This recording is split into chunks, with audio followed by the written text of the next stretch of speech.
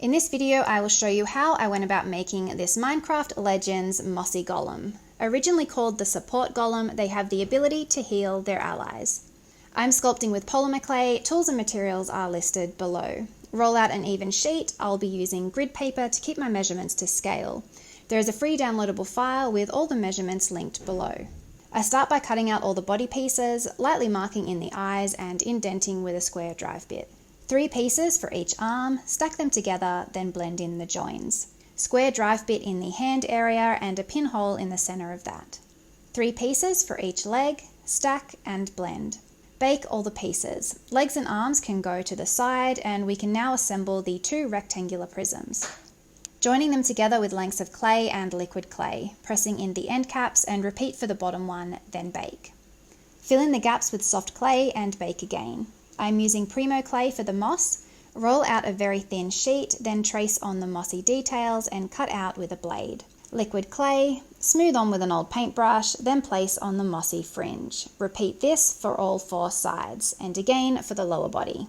I'm cutting one of the legs at an angle to add motion, then cover the feet with mossy trim. Bake and fill the gaps with lengths of soft clay.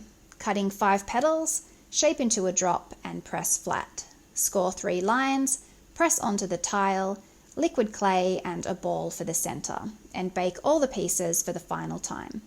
Cut the shoulders at an angle and superglue on the arms and legs.